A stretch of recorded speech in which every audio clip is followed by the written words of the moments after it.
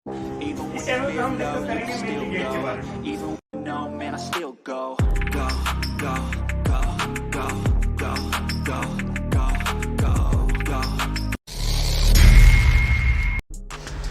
नमस्कार दोस्तों, मकैंची मलिक साहब चैनल पे आप सभी का फिर से स्वागत है। मैं सुमित मलिक आप सभी का एक बार फिर से वेलकम करता हूं अपने चैनल पे।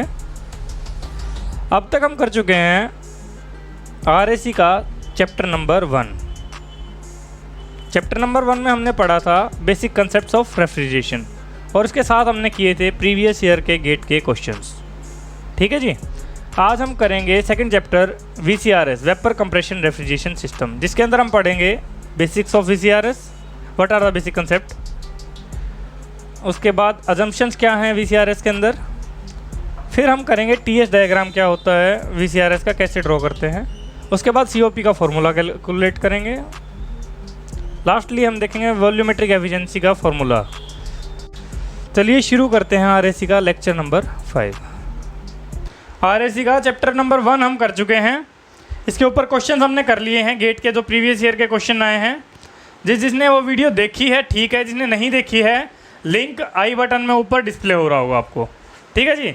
ये आप यूकेन से जाके देख सकते हैं और जाके गेट के प्रीवियस ईयर क्वेश्चन जिसको करने हैं उसके लिए भी अलग सेपरेट वीडियो है, वो भी आप देख सकते हैं।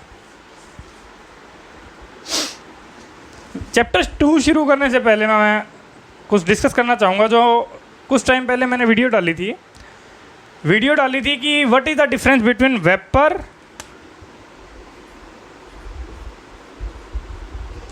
Gas and steam. Vapour, gas और स्टीम में क्या डिफरेंस होता है। ठीक है, तो आई गेस बहुत सारे लोगों को पता भी होगा, हो सकता है काफ़ी सारे लोगों को ये भी ना पता हो, लगता हो दोनों की दोनों इंटरचेंजेबली टर्म यूज़ की जाती हैं, वेपर और गैस। तो क्या डिफरेंस है दोनों में, आइए जानते हैं एक बार इसको। सबसे पहले बात करते हैं गैस की। तो जी गैस क्या होती हैं। Gas are those substances which naturally exist as gas in our environment. For example hydrogen, nitrogen, oxygen, carbon dioxide. ये वो कंपोनेंट हैं, यू कैन से ये वो सब्सटेंस हैं जो नेचुरली भी किस फॉर्म में एग्जिस्ट करते हैं, गैसियस फॉर्म में। तो गैस क्या है, gas are those you can say substances, उन सब्सटेंस को हम गैस बोलेंगे which are existing as gas in natural environment. ठीक है, हमारे नेचुरल एनवायरनमेंट में ये गैसियस फॉर्म में ही एग्जिस्ट करती हैं। तो गैस वो होती हैं। सेकंड हम बात करते हैं वेपर की। वेपर क्या है, वेपर क्या है, किसी भी ऐसे सब्सटेंस का जो नेचुरली गैस में एग्जिस्ट नहीं करता। फॉर एग्जांपल अगर हम वाटर की बात करें, वाटर नॉर्मली किस फॉर्म में एग्जिस्ट करता है, लिक्विड फॉर्म में, है ना जी। वाटर लिक्विड फॉर्म में एग्जिस्ट करता है, बट वाटर की वेपर फॉर्म होती है कि नहीं होती, होती है। हर एक सब्सटेंस की solid, liquid, gas, you can से सॉलिड, लिक्विड, गैस तीनों फेज में एग्जिस्ट कर सकता है हर एक सब्सटेंस।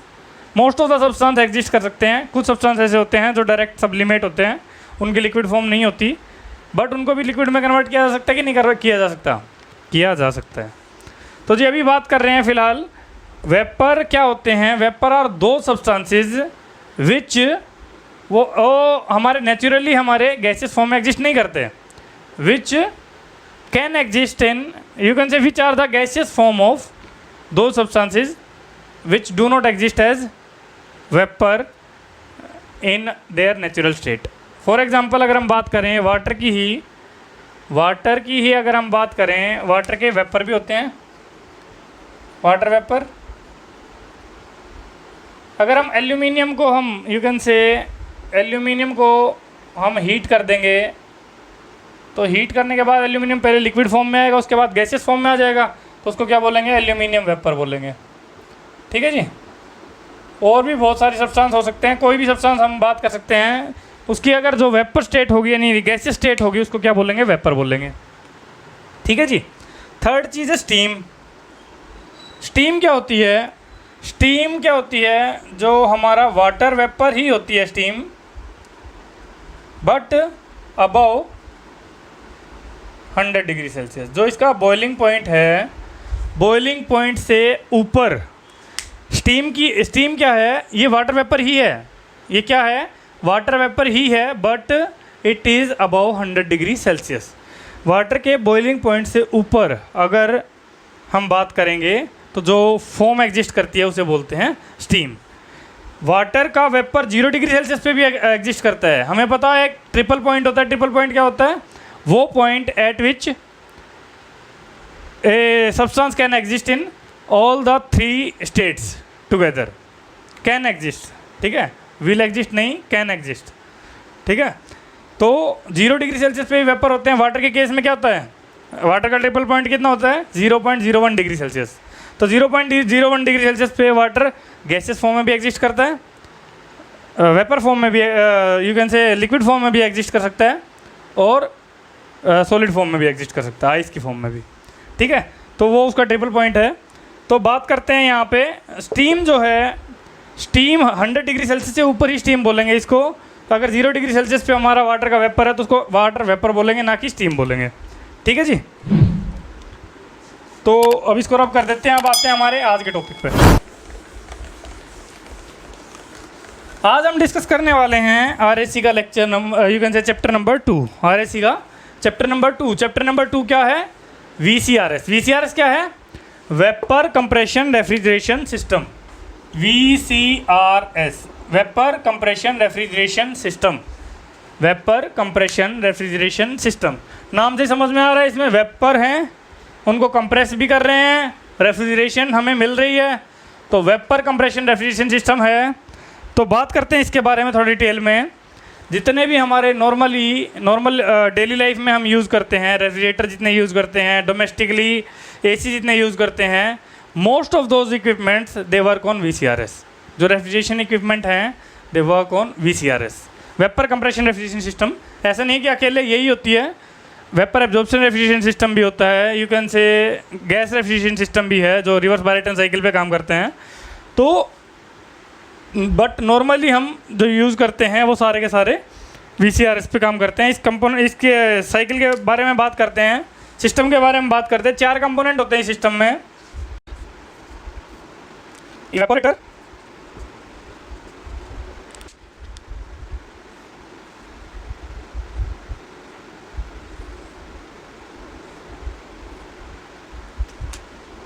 कंप्रेसर, कंडेंसर,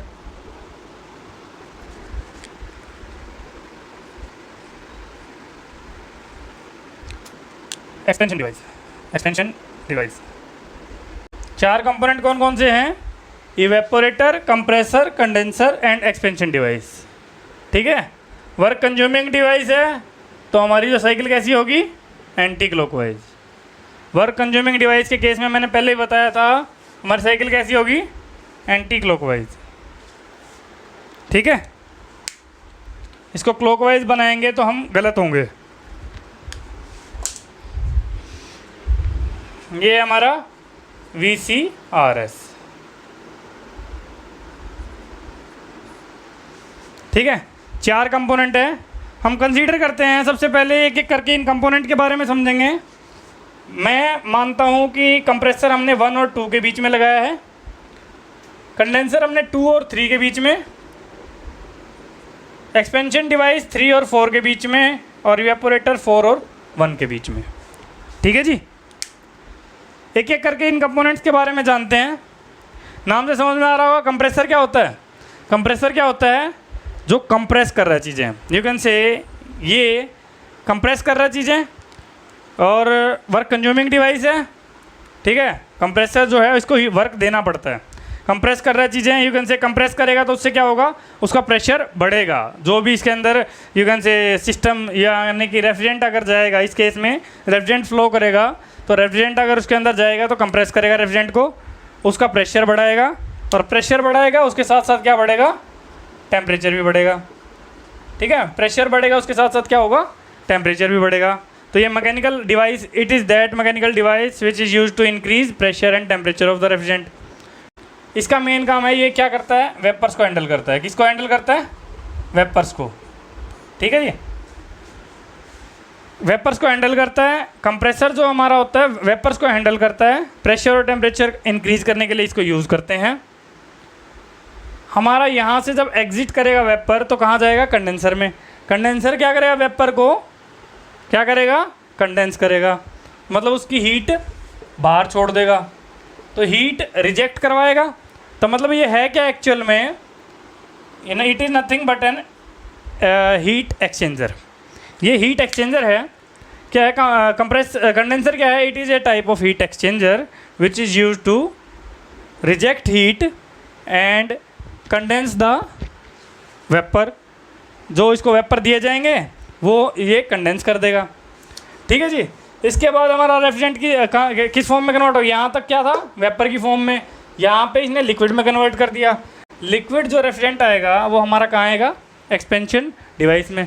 कहाँ आएगा, एक्सपेंशन डिवाइस में। एक्सपेंशन डिवाइस का काम क्या है, नाम से क्या समझ में आ रहा है, ये एक्सपेंड करेगा, एक्सपेंड करेगा। एक्सपेंशन डिवाइस यही समझ में आ रहा है ना, नाम से एक्सपेंड करेगा। तो एक्सपेंड करने से होगा क्या, एक तरीके से उसका प्रेशर रिड्यूस करेगा, प्रेशर रिड्यूस करेगा और टेम्परेचर भी रिड्यूस होगा। प्रेशर और टेम्परेचर दोनों रिड्यूस होंगे। नॉर्मल केसेस में हम जो एक्सपेंशन डिवाइस यूज़ करते हैं, नॉर्मल केसेस में यू कैन से VCRS में हम जो एक्सपेंशन डिवाइस यूज़ करते हैं, most of those cases contain capillary tube as a expansion device. Capillary tube expansion device के रूप में यूज़ करते हैं। कौन कौन से टाइप के एक्सपेंशन डिवाइस होते हैं, कौन कौन से हम यूज़ करते हैं, ये सब हम जानेंगे। ये हम लेक्चर में पढ़ेंगे आगे, ठीक है, इस लेक्चर में नहीं, आगे वाले लेक्चर्स में पढ़ेंगे। ठीक है। एक्सपेंशन डिवाइस का मेन काम क्या है, प्रेशर को रिड्यूस करना और टेम्परेचर को रिड्यूस करना। लास्ट जो कंपोनेंट है ये क्या है, इवेपोरेटर। क्या है, इवेपोरेटर। इवेपोरेटर क्या है, इवेपोरेटर इज ये भी एक तरीके से हीट एक्सचेंजर ही होता है। यहाँ पे heat is supplied eight constant pressure, heat is supplied eight constant pressure. Condenser में भी यू कैन से हीट रिजेक्शन कांस्टेंट प्रेशर पे होता है, इवेपोरेटर में भी हीट सप्लाइड कांस्टेंट प्रेशर पे होती है। ठीक है जी। कंप्रेसर में भी heat supplied eight, heat rejected eight constant pressure, और इवेपोरेटर में भी क्या होता है, heat supplied eight constant pressure. तो जी पहले डायग्राम बना लीजिए, इसके बाद इसको डिस्कस करते हैं one by one, in components की डेफिनेशन लिखते हैं।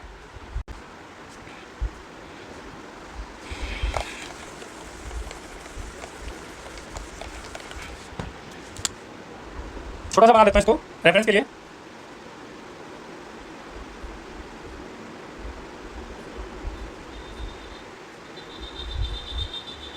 इवेपोरेटर है, ये कंप्रेसर है, ये कंडेंसर है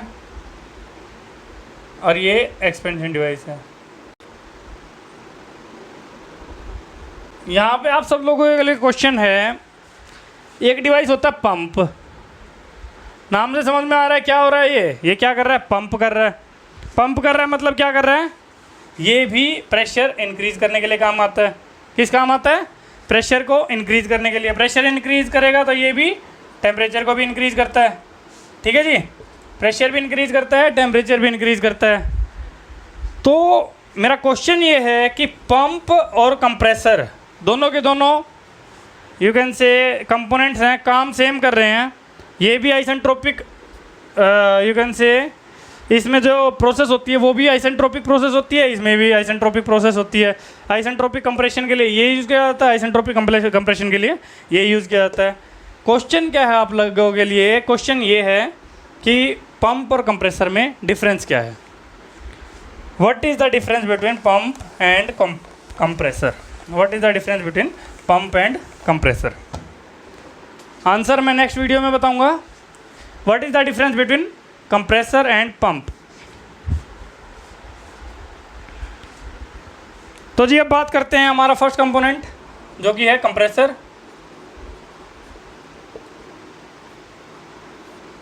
इसके बारे में लिखते हैं, it is A mechanical device which is used to increase pressure and temperature of the system। और एक और चीज़ मैंने बताई क्या, it mainly handles vapor। It mainly handles vapour. अब आप लोग पूछेंगे वेपर क्यों हैंडल करता है, लिक्विड क्यों नहीं हैंडल करता? इसका जवाब हम इसी लेक्चर में देंगे, सॉरी नेक्स्ट लेक्चर में देंगे। ये आपको नेक्स्ट लेक्चर में क्लियर हो जाएगा जब dry compression wet compression discuss करेंगे हम। तो it mainly handles vapour. Next जो हमारा कंपोनेंट है वो क्या है हमारा? कंडेंसर। कंडेंसर क्या होता है? It is a type of, मैं बता चुका हूँ, फटाफट इसको लिख लेते हैं। Heat exchanger which is used to reject heat from the system at constant pressure. हमारा कंडेंसर क्या है? It is a type of heat exchanger which is used to reject heat from the system at constant pressure. Heat reject करता है ये, ठीक है जी। Third हमारा जो कंपोनेंट है वो क्या है? थर्ड है एक्सपेंशन डिवाइस। एक्सपेंशन डिवाइस से पहले लिख लेते हैं इवेपोरेटर। इवेपोरेटर, इवेपोरेटर भी सेम यही है, हीट एक्सचेंजर ही है। It is a type of heat exchanger which is use to supply heat at constant pressure to the system. It is a type of heat exchanger which is use to supply heat at constant pressure to the system. ठीक है जी, ये तीनों लिख लिए होंगे? नहीं, जो नहीं लिख पा रहे साथ साथ में वीडियो पॉज करके लिख सकते हैं। नेक्स्ट यू कैन से, मैं नेक्स्ट डेफिनेशन लिखता हूँ, यू कैन से नेक्स्ट सिस्टम के बारे में लिखता हूँ। लास्टली हमारा क्या है? Expansion device. Expansion device fourth system जो हमारा, यू कैन से फोर्थ कंपोनेंट जो हमारा सिस्टम का है वो क्या है? Expansion device. एक्सपेंशन डिवाइस क्या होता है? VCRS के केस में हम कोई भी एक्सपेंशन डिवाइस यूज़ नहीं करते। हम क्या यूज़ करते हैं? थ्रोटलिंग डिवाइस यूज़ करते हैं। Throttling device. VCRS के केस में हम क्या यूज़ करते हैं? थ्रोटलिंग डिवाइस यूज़ करते हैं। उससे पहले थ्रोटलिंग प्रोसेस लिख लेते हैं, क्या होती है? थ्रोटलिंग जो प्रोसेस होती है ये क्या होती है? Flow through restricted passage. Flow through restricted passage, इस प्रोसेस को बोलते हैं throttling. You can say flow through restricted passage, या वेंचुरी लगा लो या पोरस प्लग लगा लो। वेंचुरी और porous plug is known as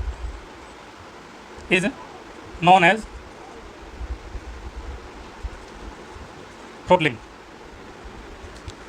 flow through restricted passage, venturi और porous plug is known as throttling. Throttling process के बारे में कुछ इंपॉर्टेंट चीज़ें हैं वो लिख लेते हैं। सबसे पहला पॉइंट क्या है? नोट की फॉर्म में लिखेंगे इसको। पहला पॉइंट क्या है इसके बारे में? It is a highly irreversible process.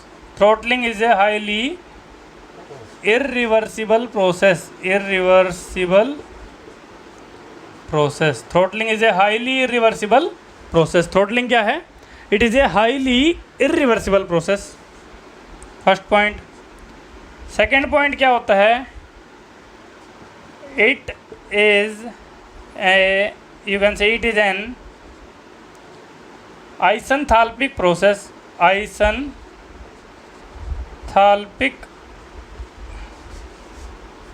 Process. It is an isenthalpic process. Isenthalpic का क्या मतलब है? मतलब एंथैल्पी कांस्टेंट। यहाँ पे अगर हम बात करें, कंप्रेसर से पहले 1 माना था, यहाँ पे 2, यहाँ पे 3, यहाँ पे 4। 3 और 4 के बीच में हमारा थ्रोटलिंग डिवाइस लगा है, तो इसका मतलब क्या हुआ? H3 will be equal to H4। क्या होगा? H3 will be equal to H4। It is a highly irreversible process, it is an isenthalpic process. Third point throttling के बारे में क्या है, it always result in decreased pressure. Third point क्या है, it always results इन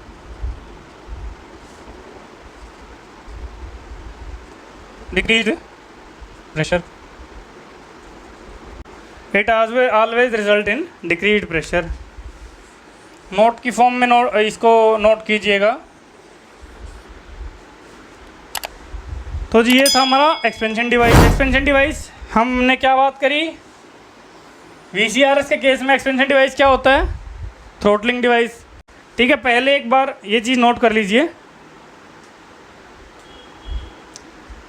आप यहाँ पे ये चीज़ भी लिख सकते हैं, इन VCRS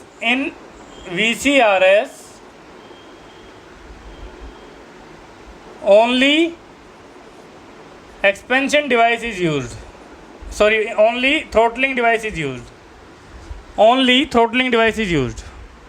ठीक है, नॉर्मली कैपिलरी यूज़ करते हैं। अब इसको मैं रब कर रहा हूँ।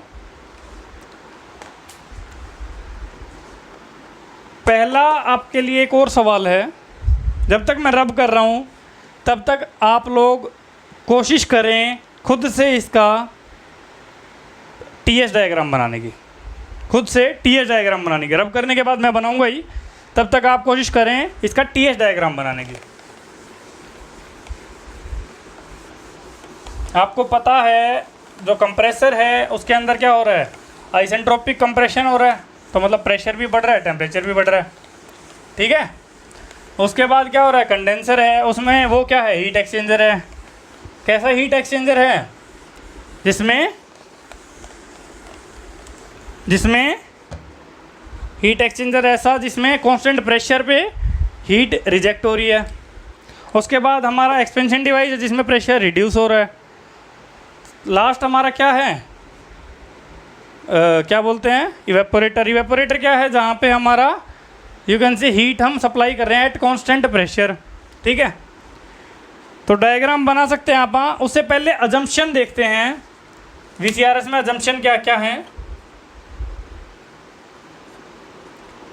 ये अजम्पशंस आप लोग नोट करोगे तो इसके बाद तो आपका डायग्राम बनाना बहुत ही ज़्यादा इजी हो जाएगा। You can say TS diagram बनाना बहुत ज़्यादा इजी हो जाएगा आप लोगों के लिए। VCRS में अजम्पशन क्या क्या हैं, what are the assumptions in VCRS। दो अजम्पशन है VCRS में।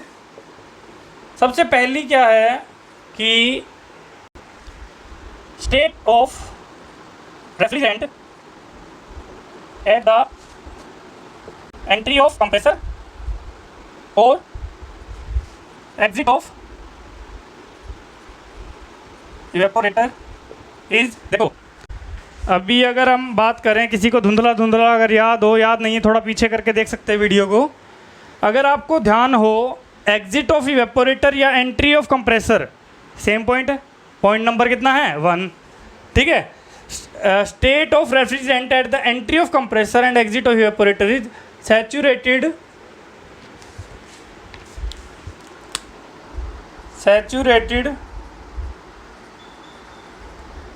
वेपर। पहली अजम्पशन तो क्या है VCRS की, state of refrigerant at the entry of compressor and और एग्जिट ऑफ इवेपोरेटर। ये सेम है दोनों के लिए, दोनों चीज़ें। एंट्री ऑफ कंप्रेसर और एग्जिट ऑफ इवेपोरेटर वो क्या है, सैचुरेटेड वेपर है। ठीक है जी, बहुत आसान हो गया। अब तो बच्चों वाला डायग्राम होने वाला है। देखो एक और चीज़ लिखते हैं इसके बाद, स्टेट ऑफ सेकेंड अजम्पशन जो है वो क्या है, state of refrigerant at the exit of condenser और at the entry of throttling device. अब ये पॉइंट कौन सा है, अब देखो state of refrigerant at the exit of condenser, condenser के एग्जिट पे या थ्रोटलिंग डिवाइस के एंट्री पे, मतलब क्या हुआ, पॉइंट नंबर 3। पॉइंट नंबर 3 क्या है, इन्होंने क्या दे दिया, इज सैचुरेटेड लिक्विड, सैचुरेटेड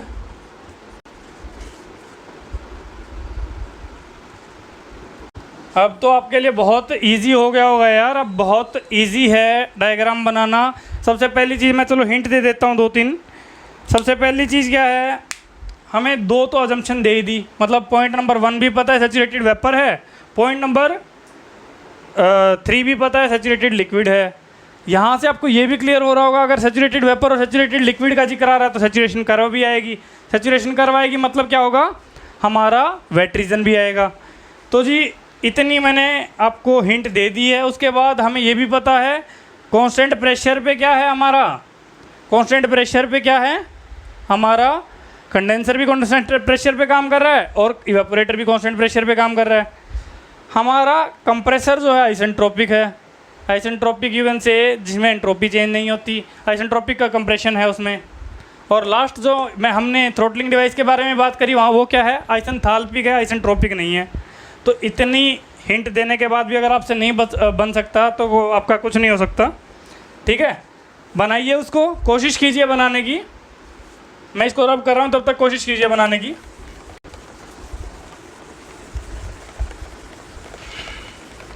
तो जी जिसने बना लिया बहुत अच्छी बात है, जिसने नहीं बनाया है कोई बात नहीं, अब हम बना देते हैं। ठीक है जी, हम बनाते हैं TH डायग्राम, इसका TH डायग्राम बनाते हैं VCRS के लिए। तो सबसे पहली चीज़ मैंने क्या बताई आपको, TH डायग्राम है। पहली चीज़ मैंने क्या बताई कि सैचुरेशन कर्व एग्जिस्ट करेगी, बिल्कुल सैचुरेशन कर्व एग्जिस्ट करेगी। अजम्पशन 1 क्या कहती है, अजम्पशन 1 क्या कहती है, at the entry of compressor, at the entry of compressor या at the exit of evaporator it will be a saturated vapour. क्या होगा, सैचुरेटेड वेपर। तो पॉइंट नंबर 1 हमारा ओके हो गया। इसके बाद हमें क्या पता है, कंप्रेसर में क्या होता है, आइसेंट्रोपिक, यानी कि ये क्या है, अगर प्रोसेस 1 to 2 बात करें तो 1 और 2 पे क्या होगा, S1 will be equal to S2, S1 will be equal to S2।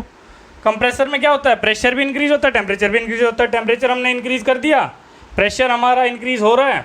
ठीक है, प्रेशर और टेम्परेचर दोनों इंक्रीज हो रहे हैं आइसेंट्रोपिकली। तो हमारा प्रोसेस 1 to 2 क्या हो गया, कंप्रेसर हो गया। प्रोसेस 2 to 3 क्या है, कंडेंसर। कंडेंसर क्या होता है हमारा, कांस्टेंट प्रेशर पे काम करता है। कंडेंसर किस पे काम करता है, कांस्टेंट प्रेशर पे काम करता है। हमें क्या पता है, पिछले लेक्चर में हमने किया था कांस्टेंट प्रेशर लाइन कैसी होती थी, constant pressure line TH diagram में you can say constant pressure line कैसी होती थी, ऐसी होती थी। जिसको याद है ठीक है, जिसको नहीं याद है पिछले लेक्चर का लिंक मैं आई बटन में दे रहा हूँ, वहाँ से जाके देख सकता है जिसको याद नहीं है। ठीक है, हमारा क्या है पॉइंट नंबर 2 to 3, 2 to 3 क्या है हमारी, कैसी प्रोसेस है, constant pressure process, P equal to constant. ठीक है जी, P इक्वल टू कॉन्स्टेंट, ऐसी हमारी प्रोसेस होती थी। अगर मैं इस पॉइंट को मानूँ, बीच वाले को 2 मान सकते हैं, इसको 2 मान लेते हैं। पॉइंट नंबर 3 के लिए हमारे पास अजम्पशन नंबर 2 है, VCRS की सेकंड अजम्पशन क्या है, at the exit of condenser या at the entry of expansion device हमारी प्रोसेस क्या है, ये रेफ्रिजरेंट कैसा है, सैचुरेटेड लिक्विड। तो ये सैचुरेटेड लिक्विड वाली लाइन है, सैचुरेटेड लिक्विड। तो हमारा पॉइंट नंबर 3 भी ओके हो गया, पॉइंट नंबर 1 भी हो गया, 2 भी हो गया, 3 भी हो गया। तो अब पॉइंट नंबर 4 की बात करते हैं। पॉइंट नंबर 4 क्या है, 3 to 4 क्या है, थ्रोटलिंग प्रोसेस है। 3 to 4 क्या है, थ्रोटलिंग प्रोसेस, जो कि कैसी है, आइसेंथाल्पिक, जिसमें एंथैल्पी सेम रहेगी, आइसेंट्रोपिक नहीं है। आइसेंथाल्पिक यानी कि थ्रोटलिंग प्रोसेस है जो आइसेंथाल्पिक होती है। और हमने क्या बात करी, it is highly irreversible process. अगर हम बात करें थर्मोडायनेमिक्स के केस में, हम क्या करते हैं, जो हमारी रिवर्सिबल प्रोसेस है उनको, रिवर्सिबल प्रोसेस को हम कैसे दिखाते हैं, कॉन्टिन्यूस लाइन से और यू कैन से जो हमारी इरिवर्सिबल प्रोसेस होती हैं उनको दिखाते हैं हम हिडन लाइन से। ठीक है, अब ये कहाँ तक जाएगा, किस प्रेशर तक जाएगा, हमें क्या पता है। हमारा जो लास्ट है इवेपोरेटर, इवेपोरेटर क्या है, कांस्टेंट प्रेशर पे काम करता है, तो वो भी कांस्टेंट प्रेशर पे काम करेगा। तो हमारा लास्ट यू कैन से कहाँ तक एग्जिट करवाएगा इसको। एक्सपेंशन डिवाइस हमारा किससे कनेक्टेड है, इवेपोरेटर से। ये हो गया हमारा पॉइंट नंबर 4। पॉइंट नंबर 1 2 3 4 अगर पैरेलल ना दिख रही हो तो 1 to 4 ये और ये लाइन पैरेलल है। ठीक है, ये और ये लाइन पैरेलल है। यहाँ पे सुपर हीटेड रीजन में ये कैसा है, इंक्रीजिंग कर्व है। ठीक है जी, ये हमारा टीएस डायग्राम बन गया जी। टीएस डायग्राम बन गया। यहाँ तक मेरे हिसाब से किसी को डाउट होना नहीं चाहिए। जिसको डाउट है तो भाई अपना डाउट क्लियर करो, वीडियो को दोबारा से देखो, दोबारा देखो, 3 बार देखो, 4 बार देखो। अगर समझ में आए तो लाइक करो, नहीं समझ में आए तो कोई बात नहीं, दोबारा देखो। ठीक है, जब तक देखो जब तक लाइक ना कर पाओ, चैनल को सब्सक्राइब करो। ठीक है, इसके बाद अगर हम बात करते हैं सीओपी की। सीओपी क्या है, कोफिशिएंट ऑफ परफॉर्मेंस। सीओपी क्या होता है, कोफिशिएंट ऑफ परफॉर्मेंस। कैसा सिस्टम है ये, refrigeration system, VCRS vapour compression refrigeration system है। तो रेफ्रिजरेशन सिस्टम में हमारा सीओपी क्या होता है, desired effect by work input. Desired effect by work input. Desired effect हमारा क्या होता है रेफ्रिजरेशन सिस्टम के लिए, रेफ्रिजरेशन इफेक्ट क्या होता है, रेफ्रिजरेशन इफेक्ट। और वर्क इनपुट क्या होता है, वर्क इनपुट क्या होता है, जितनी हम इसको सप्लाई दे रहे हैं, वर्क इनपुट। अब अगर हम बात करें, सबसे पहली चीज़ हमें इस पूरे प्रोसेस में, आपको डायग्राम देख के समझ में आ रहा है ये क्या है, टेम्परेचर। और हमें सबसे कम टेम्परेचर कहाँ मिल रहा है, प्रोसेस 4 to 1 में। कहाँ मिल रहा है, प्रोसेस 4 to 1 में। प्रोसेस 4 to 1 में मतलब क्या है, सबसे कम टेम्परेचर यहाँ मिल रहा है। और हमें इस सिस्टम से चाहिए क्या, सबसे कम टेम्परेचर ही तो चाहिए, यानी रेफ्रिजरेशन ही तो चाहिए। तो हमारी आउटपुट हम कहाँ से लेंगे, 4 to 1, जो कि क्या है, इवेपोरेटर। तो हमेशा याद रखना, हम किसी भी सिस्टम में इवेपोरेटर जो होता है वो सबसे कम टेम्परेचर वाला सिस्टम होता है। और इवेपोरेटर जो डिवाइस होता है यहीं से हम क्या करते हैं, अपनी आउटपुट लेते हैं। तो अगर हम बात करें इस केस में क्या होगा, प्रोसेस 4 to 1 में रेफ्रिजरेशन इफेक्ट क्या होगा, final minus initial, H1 minus H4। ठीक है जी, क्या होगा, H1 माइनस H4। ये हमारा रेफ्रिजरेशन इफेक्ट आ गया। नेक्स्ट जो है वर्क इनपुट। अब वर्क इनपुट हम कहाँ कहाँ दे रहे हैं, क्या ये तो हीट एक्सचेंजर है, ये भी हीट एक्सचेंजर है, इसमें बस हीट जा रही है, इसमें हीट निकल रही है। इन दोनों में तो कोई हम यू कैन से वर्क दे नहीं रहे। कंप्रेसर है, हाँ इसमें कंप्रेसर में वर्क दे रहे हैं, हम कंप्रेसर में वर्क दे रहे हैं। बट 3 to 4 थ्रोटलिंग डिवाइस, इसमें कोई वर्क नहीं दे रहे हैं, क्योंकि थ्रोटलिंग में वर्क इन्वॉल्व 0 होता है। ठीक है, जब हम थर्मोडायनेमिक्स में ओपन सिस्टम पढ़ेंगे वहाँ पे बिल्कुल क्लियर हो जाएगा किस सिस्टम में हम वर्क देते हैं, किस में नहीं देते। ठीक है जी, तो वहाँ पे भी बिल्कुल क्लियर हो जाएगा। तो इस पूरे केस में हम बात करें तो हमारा वर्क इनपुट कितना है, 2 to 1, H2 minus H1। Work input क्या है, H2 माइनस H1। तो हमारा COP का क्या फॉर्मूला आ गया, COP of VCRS। Very important formula, very important formula याद रखना। COP क्या होगा, H1 माइनस H4, जो कि हमारा रेफ्रिजरेशन इफेक्ट है, डिवाइडेड बाय वर्क इनपुट क्या होगा, H2 माइनस H1। ठीक है, इसको नोट कर लीजिए, इसको रब करता हूँ उसके बाद में।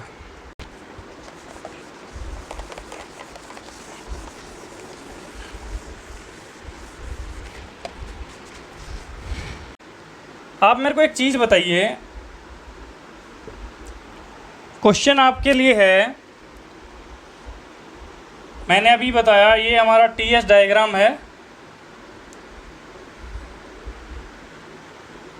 भाई, ऐसा है, ये स्ट्रेट लाइन है। अगर दिख रही है तो ठीक है, नहीं दिख रही तो अज्यूम कर लो ठीक है, बचपन से आज तक कितनी चीज़ें मानते हो, माना x = 100, ठीक है।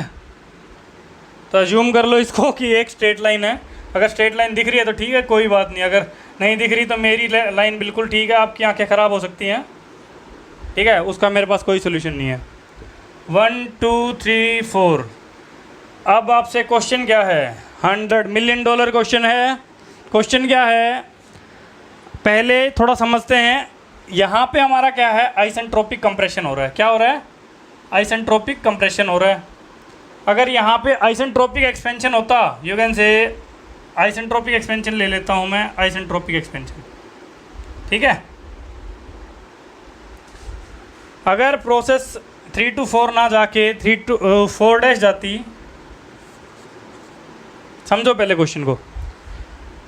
प्रोसेस 3 to 4 जो है वो VCRS में एक्चुअल में हो रही है। $1 मिलियन का क्वेश्चन है, मैं नहीं दूंगा, ठीक है, कोई देगा तो उसे ले लेना। बाकी बात ये है कि 3 से 4 जो प्रोसेस है वो एक्चुअल में इसमें हो रही है। वो क्या हो रही है, आइसेंथाल्पिक प्रोसेस। 3 to 4 अगर होती तो हमारा क्या क्या फ़ायदा था। पहली चीज़ तो हमारा रेफ्रिजरेशन इफेक्ट जो अभी है, अभी क्या है, H1 - H4। H1 - H4 की बजाय ये क्या हो जाता, H1 - अगर ये हम सेकंड केस जो डिस्कस कर रहे हैं आइसेंट्रोपिक एक्सपेंडर का, H1 - H4' हो जाता। H1 - H4 ये वैल्यू है, H1 - H4' ये वैल्यू है। तो मतलब हमारा क्या होता है, डायग्राम से समझ में आ रहा है, रेफ्रिजरेशन इफेक्ट हमारा बढ़ जाता, रेफ्रिजरेशन इफेक्ट हमारा बढ़ जाता। सेकंड चीज़, यहाँ पे हमारा वर्क ऑफ कंप्रेशन है, वर्क इनपुट हमारा अभी कितना है, इसको थोड़ा, ठीक है, कोई दिक्कत नहीं है। सेकंड चीज़ क्या है, वर्क इनपुट अभी कितना है, H2 - H1। वर्क इनपुट क्या है, H2 - H1। सेकंड केस में क्या हो जाता, अगर वर्क इनपुट अगर हम बात करें, वर्क इनपुट यू कैन से W' मान लेता हूँ मैं इसको। सेकंड केस में क्या हो जाता, H2 - H1 तो रहता ही, ये तो हमारा क्या है, जितनी हमें कंप्रेसर को वर्क देना पड़ रहा है, बट ये भी तो वर्क हमें सप्लाई भी तो करता है क्योंकि ये पॉजिटिव है, ठीक है। हमें पता है एंटी क्लॉकवाइज जो डिवाइस होते हैं वो क्या करते हैं, हीट वर्क कंज्यूम करते हैं, ये वर्क सप्लाई कर रहे हैं, मतलब जो हमारा आइसेंट्रोपिक एक्सपेंडर होगा वो हमें वर्क दे भी रहा होगा। तो मैं बता रहा हूँ यहाँ पे हमारा जो नेटवर्क होगा, यानी वर्क इनपुट जो होगी वो कितने देनी पड़ेगी, जितना ये सप्लाई कर रहा है, ऐसा नहीं, जितना हम इसको वर्क दे रहे हैं और जितना ये वर्क हमें दे रहे हैं, इनका डिफरेंस, ठीक है। तो यानी कि हमारा H3 - H4'। तो जी ये वैल्यू जो है हमारी नेटवर्क की जो वैल्यू है, ये वैल्यू वर्क इनपुट की वैल्यू कम हो रही है। तो हमारा पूरे COP पे क्या फार्मूला फ़र्क पड़ा, COP क्या होता है, refrigeration effect divide by work input. Refrigeration effect हमारा बढ़ रहा है, वर्क इनपुट कम हो रहा है, ओवरऑल क्या है, हमारा COP बहुत ज़्यादा बढ़ जा रहा है, COP हमारा बहुत ज़्यादा बढ़ जा रहा है। तो क्वेश्चन आप सबसे क्या है कि अगर COP में इतना ज़्यादा फ़र्क पड़ रहा है, COP अगर हमारा इतना ज़्यादा बढ़ जा रहा है, तो why don't we use isentropic expander, why don't we use isentropic expander, isentropic expansion क्यों नहीं यूज़ करते, और हम इसमें थ्रोटलिंग डिवाइस क्यों यूज़ करते हैं। तो जी क्वेश्चन मैंने क्लियर कर दिया है, why don't we use isentropic expansion in VCRS, हम उसमें थ्रोटलिंग डिवाइस क्यों यूज़ करते हैं, आंसर आपको नेक्स्ट वीडियो में बताऊंगा। क्वेश्चन क्लियर होगा, वाई डोंट वी यूज़, अगर हमारा COP इतना बढ़ जा रहा है, COP की वैल्यू बहुत ज़्यादा हो रही है, तो why don't we use isentropic expansion, और हम you can say throttling process क्यों यूज़ करते हैं, थ्रोटलिंग डिवाइस क्यों यूज़ करते हैं। ठीक है जी, ये तो था क्वेश्चन आपका नेक्स्ट वीडियो में डिस्कस करेंगे। अभी फ़िलहाल के लिए आपकी दो चीज़ें नोट कर लेते हैं। फॉर VCRS जिन लोगों ने अभी गेट की तैयारी शुरू की है, बहुत अच्छी बात है, चैनल को ज्वाइन करो, आपकी तैयारी शुरू हो जाएगी। जैसे जैसे वीडियोस अपलोड हो रही हैं वैसे वैसे वीडियोस को देखो, क्वेश्चन प्रैक्टिस करो, ठीक है। और सोचो जो जो मैं क्वेश्चंस पूछ रहा हूँ वो क्वेश्चंस, हर एक क्वेश्चन का कुछ ना कुछ वैल्यू है, ठीक है। अभी अगर हम बात करें इस केस में, हमें क्या पता है VCRS में रेफ्रिजरेशन इफ़ेक्ट क्या होता है, नोट की फॉर्म में लिख लो इसको, नोट। रेफ्रिजरेशन इफ़ेक्ट क्या होता है हमारा, वो है H1 माइनस H4, इस केस में मिल रहा है H1 माइनस H4, ये मिलता है किलो जूल पर किलोग्राम में। किस में मिलता है? किलो जूल पर किलोग्राम में। एक टर्म ये तो है रेफ्रिजरेशन इफेक्ट, एक टर्म होती है रेफ्रिजरेशन कैपेसिटी। रेफ्रिजरेशन कैपेसिटी,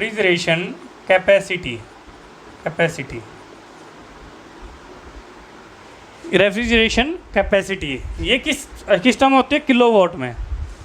किस में होती है? किलोवाट में। तो ये क्या होती है, mass flow rate of refrigerant into H1 minus H4, यानी कि मास flow rate into refrigeration effect. इसको लिख सकते हैं मास flow rate into refrigeration effect. ये किस में होती है? किलोवाट में। किस में होती है? किलोवाट में। मास फ्लो रेट की यूनिट क्या आएगी? Kilogram per second. तो रेफ्रिजरेशन कैपेसिटी जो हमारी होगी, रेफ्रिजरेशन कैपेसिटी क्या होगी? मास flow rate into H1 minus H4, इतने किलो वाट। ठीक है जी। नेक्स्ट चीज़ एक और देखते हैं,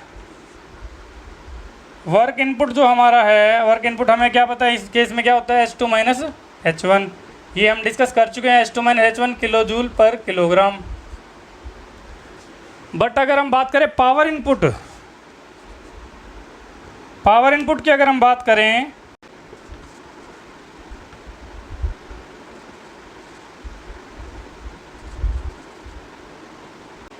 पावर इनपुट क्या होती है? Mass flow rate into work input. ये भी किस में होगी? किलो वाट में।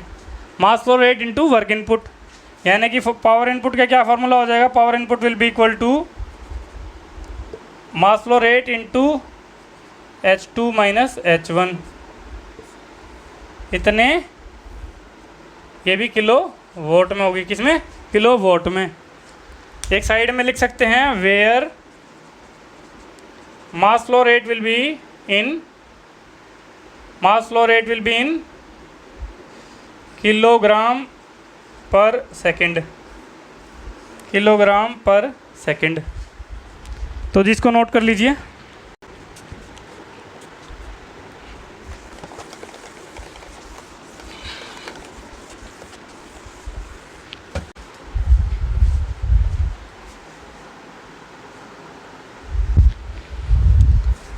अब डिस्कस करते हैं हमारा आज का लास्ट टॉपिक।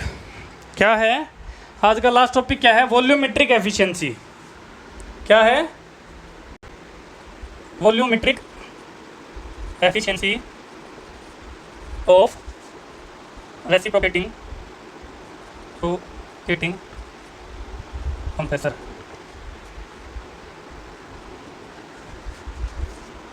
ईटा वी, इससे हम इसको रिप्रेजेंट करते हैं। सबने ये टर्म सुनी होगी, वॉल्यूमेट्रिक एफिशिएंसी, वॉल्यूमेट्रिक एफिशिएंसी। पता नहीं कितनी बार सुन ली होगी आज तक, बीटेक में भी सुनते आए होंगे, बट ज़्यादातर को तो यही नहीं पता होगा कि वॉल्यूमेट्रिक एफिशिएंसी होती क्या है। पिचकारी यूज़ करिए सबने, तो पिचकारी के हिसाब से ही समझते हैं। तो कंसीडर करो ये पिचकारी है हमारी, ठीक है जी। कंसीडर करो एक पिचकारी है, ये इसका पिस्टन है,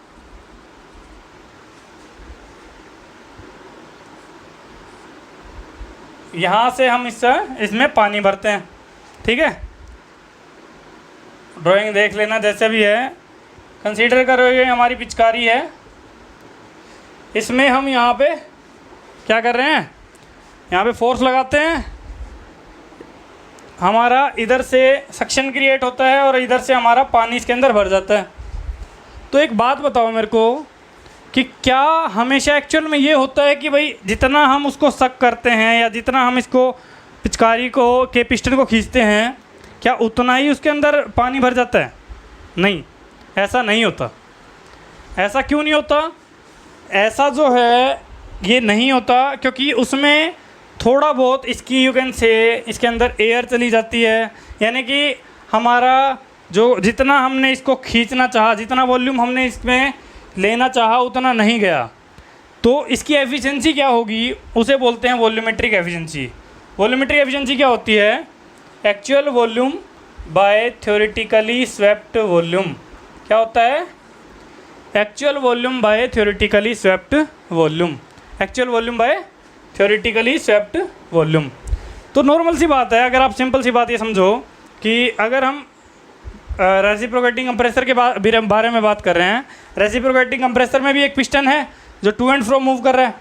जो पिस्टन है, पिस्टन जब चलेगा उसके अंदर जितना यू कैन से रेफ्रिजरेंट जाना चाहिए उतना रेफ्रिजरेंट ना जाके थोड़ा सा कम जाता है।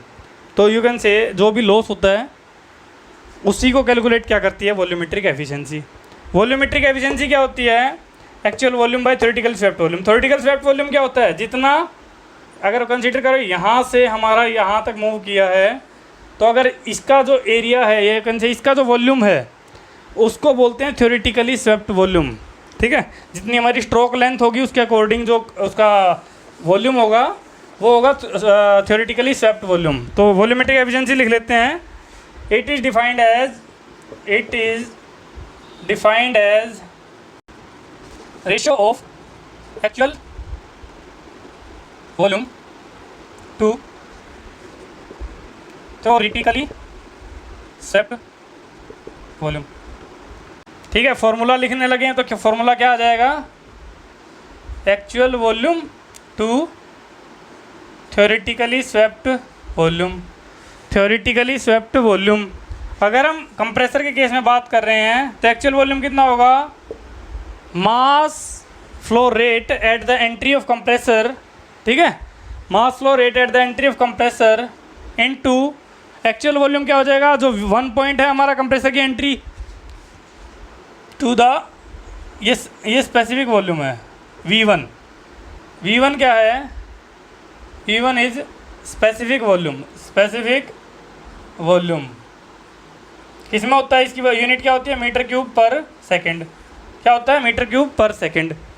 Mass flow rate into you can से वॉल्यूम हो गया डिवाइडेड थ्योरेटिकल स्वेप्ट वॉल्यूम। ये क्या होता है हमारा? जितना स्ट्रोक लेंथ है उसके अकॉर्डिंग। ठीक है, पाई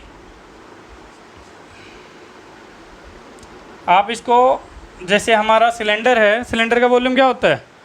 पाई आर स्क्वायर एल। ठीक है, पाई आर स्क्वायर एल भी लिख सकते हैं, बट उसको पाई डी स्क्वायर की फॉर्म में लिखना चाहें pi d square by 4 into L लिख सकते हैं। Pi d square L by 4। ये तो क्या हो गया हमारा? वॉल्यूम। ये तो वॉल्यूम है। और कंसीडर करो हमने कितने सिलेंडर ले लिए? मतलब 2 सिलेंडर भी हो सकते हैं, 4 सिलेंडर भी हो सकते हैं। नंबर ऑफ़ सिलेंडर्स को मान लो मैं के लिख रहा हूँ। नंबर ऑफ़ सिलेंडर मैं किस में लिख रहा हूँ? के में। ठीक है, और के इनटू अगर हमारी यू कैन से आरपीएम में दे रखी है, तो स्पीड हमारी अगर आरपीएम में दे रखी है, आरपीएम को अगर हम 60 से डिवाइड कर दें तो ये एन हमारी स्पीड है आरपीएम में डिवाइडेड बाय 60। ये हमारा क्या आ जाएगा? सेकंड में। ठीक है, क्योंकि यहाँ पे हमारा मास फ्लो रेट है। ठीक है, ये भी पर सेकंड में आ जाएगा। यहाँ पे हमारा वॉल्यूम पर सेकंड में आएगा, ये भी हमारा पर सेकंड में आएगा। ठीक है जी, हमारी स्पीड जो है स्पीड हमें दी मिलेगी नॉर्मली। तो इस केस में अगर हम बात करें, हमारा जो फार्मूला है वो क्या आ गया? वॉल्यूमेट्रिक एफिशिएंसी का फार्मूला क्या आ गया? m dot V1 divided by pi by 4 D square L into के इंटू एन बाय 60। ठीक है, ये आपका वॉल्यूमेट्रिक एफिशिएंसी का फॉर्मूला आ गया। यहाँ पे अगर हम बात करें मास फ्लो रेट किस में है? Kilogram per second. V1 जो है स्पेसिफिक वॉल्यूम है। स्पेसिफिक वॉल्यूम किस में है? स्पेसिफिक वॉल्यूम है ये किस में है? मीटर क्यूब पर सेकंड। डी जो है हमारा डाया है, you can say dia of cylinder, तो dia of cylinder, dia of cylinder क्या है? ये मीटर में है। एल जो है length of stroke, length of stroke, you can say stroke length भी बोल सकते हैं इसको,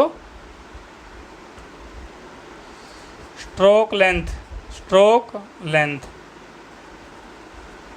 ये हमारी किसमें? मीटर में। और के जो है, के है नंबर ऑफ सिलेंडर, और लास्ट है एन, एन है आरपीएम, इन यू कैन से रेवोल्यूशन पर मिनट। ठीक है, ये आपका वॉल्यूमेट्रिक एफिशिएंसी का फॉर्मूला हो गया। वॉल्यूमेट्रिक एफिशिएंसी को एक और तरीके से भी कैलकुलेट करते हैं, वो भी लिख लेते हैं।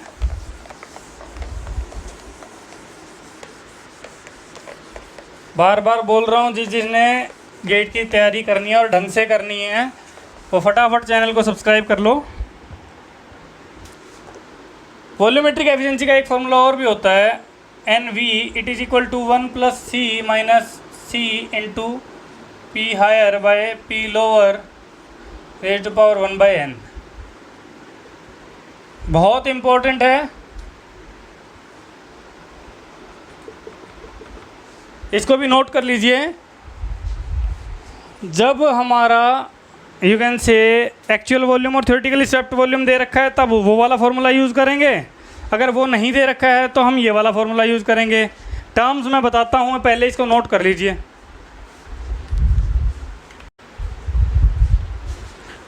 तो जी नोट कर लिया होगा। अब बताते हैं इसमें टर्म्स क्या क्या हैं। सबसे पहले बात करते हैं एन। एन जो है, एन हमारा है polytropic index, polytropic index, polytropic index. अगर हमारी पॉलीट्रोपिक प्रोसेस है उसमें पॉलीट्रोपिक इंडेक्स, नॉर्मली अगर हमारा एडियाबेटिक प्रोसेस है उसमें क्या होता है, एन की वैल्यू 1.4 होती है। बाकी मैं आपको डिटेल में बताऊंगा, कहाँ पे डिटेल में हम बात करेंगे इसके बारे में, पॉलीट्रोपिक इंडेक्स के बारे में थर्मोडायनेमिक्स में। ठीक है, एडियाबेटिक प्रोसेस के लिए एन इक्वल टू 1.4 होता है। ठीक है, अभी फ़िलहाल एन जो है हमारा क्या है, पॉलीट्रोपिक इंडेक्स है। पीएच आपको समझ में आ रहा होगा, उस डायग्राम को अगर याद करेंगे टीएच डायग्राम में, उसमें भी दो ही हमारे पास प्रेशर हैं, एक higher pressure lower pressure. Higher pressure कौन सा है, कंडेंसर का, और लोअर प्रेशर कौन सा है, इवेपोरेटर का। तो पीएच क्या है, condenser pressure, condenser pressure, condenser pressure. और पी लोअर क्या है, इवेपोरेटर प्रेशर, इवेपोरेटर प्रेशर। ठीक है, पी लोअर है इवेपोरेटर प्रेशर, हो गया। इसके बाद सी लास्ट जो है, वेरी वेरी इंपॉर्टेंट, सी। सी है क्लियरेंस रेशियो। सी क्या है, क्लियरेंस रेशियो। क्लियरेंस रेशियो क्या होता है, it is equal to V C by V S. V C क्या है,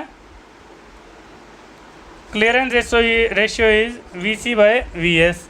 वी सी क्या है, ये क्लियरेंस वॉल्यूम है, क्लियरेंस वॉल्यूम, और ये क्या है, थ्योरेटिकली स्वेप्ट वॉल्यूम।